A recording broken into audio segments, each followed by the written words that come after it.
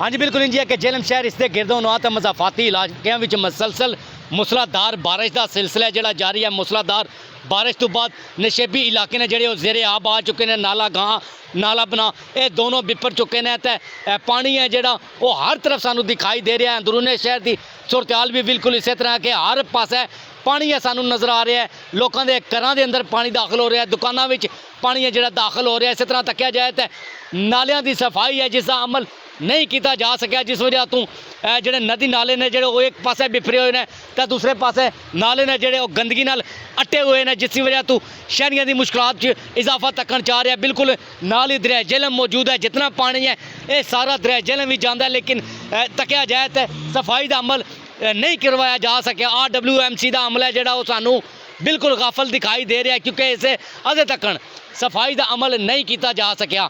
इस तरह मंगला डैम की सतह भी मुसलसल बुलंद हो रही है। अज की शदीद मूसलाधार बारिश ने जिते हर पासे जल थल एक कर दी है, उत्थे ही जोड़े मंगला डैम का पानी का लैवल है जोड़ा वह भी बढ़ चुका है। 1232 फुट तक लैवल है जोड़ा इस वक्त तक पहुँच चुके हैं। 10 फुट लैवल की गुंजाइश है जी वो बाकी रह चुकी है। हर पासे सानू पानी नज़र आ रहा है, नदी नाले बिफर चुके हैं, लोगों के घर भी दाखिल पानी है जो दाखिल हो रहा है।